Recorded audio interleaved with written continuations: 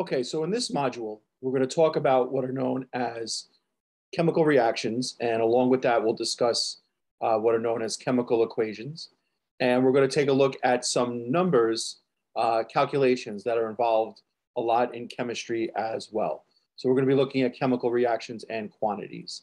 And to start the chapter, we're going to take a look at chemical reactions. And we're also going to take a look at what are known as chemical equations. So what essentially defines a chemical reaction? Well, essentially, a chemical reaction results in a chemical change. And this occurs when a substance is converted into one or more substances with different formulas and different properties. And it really doesn't have to be one substance. It could be multiple substances that actually react with each other. And both of those substances are changed into other things that have different different chemical formulas, different physical properties, different chemical properties, and such like that. Now, how do we often observe when a chemical change, a chemical reaction takes place? Couple different telltale signs. Number one, the formation of bubbles. This is especially prevalent if your product is a gas. You know, when you generate a gas like hydrogen gas in a chemical reaction, or you generate carbon dioxide in a chemical reaction, you know, you're going to see bubbles, whether you're doing it in a test tube, in a beaker, you're going to see bubbles that are generated because gases tend to form bubbles. Sometimes a change in color.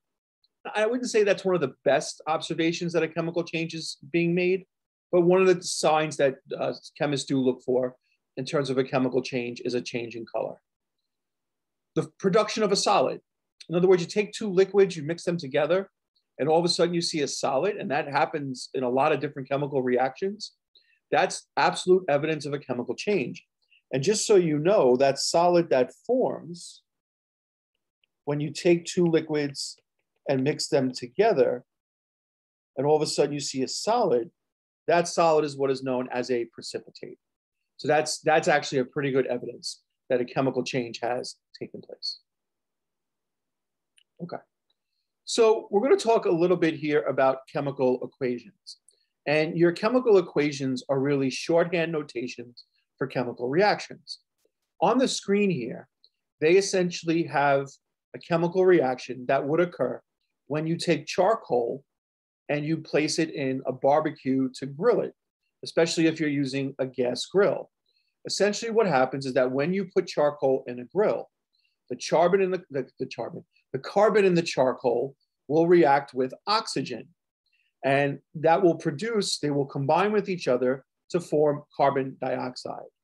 Now, if you go back and rewind the video a couple seconds ago, you know, you will see that for me to explain that entire process to you of what is taking place, that when you put charcoal, place it in a grill, I'll do it again now, I guess. When you take charcoal and you place it in a grill and you heat it, the carbon in the charcoal is going to react with oxygen. And from that, they're going to combine together to get carbon dioxide. That's a lot of words. Chemical equations allow us to really take all those words and make it, I don't want to say a lot simpler. For me, I guess it's a lot simpler, but there's a lot less words involved. There's actually no words really involved in a chemical equation. Okay, so what do we see in a chemical equation? Well, most chemical equations have an arrow associated with it. And essentially, in most instances, that arrow does point from left to right, or it points towards the right. Essentially, well, and I'll just also mention that we'll come across some equations, chemical equations a little bit later on, where you could have two arrows. But a lot of times the chemical equations you have come across are one arrow. And it indicates that reactants form products. In a chemical reaction, the transformation that takes place is that your starting material, which are your reactants, are converted into what you end up with, which are known as the products. So the reactants are what you start with, and the products are what you end up with. Now, essentially, whether you have one arrow or two arrows, the reactants are always written on the left side. All right, so again, this would be independent of whether there's one arrow or two arrows.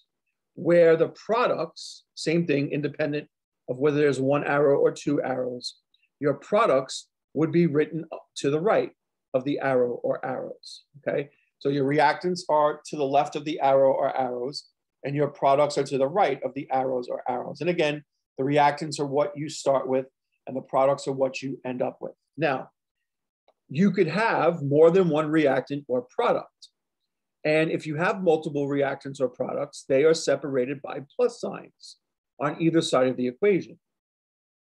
And one of the things to also mention is that in a chemical equation, the reactants and products are given by their chemical formulas, okay?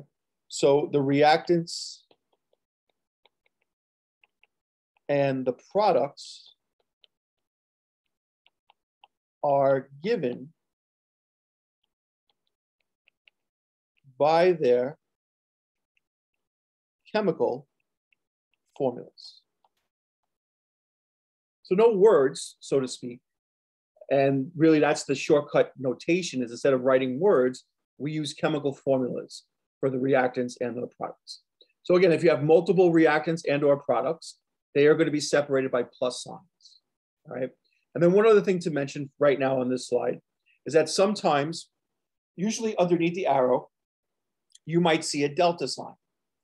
The delta indicates that heat is being used to start the chemical reaction, okay? Now, there are some other symbols to talk about in terms of chemical equations as well. We talked about plus separates two or more reactants or products. Essentially, the arrow or even the arrows, okay, essentially separate your reactants from products, okay? So the plus sign separates two or more reactants or products. The arrow or the arrows separate the reactants from the products.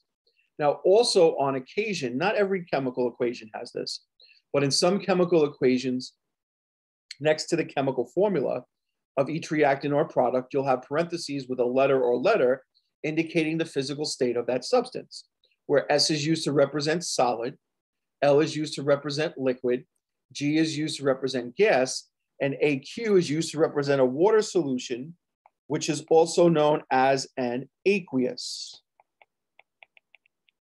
solution. Okay, as we'll talk a little bit later on in the course, we're going to focus on aqueous solutions. An aqueous solution has a substance dissolved in water. So the AQ actually represents what is known as an aqueous solution.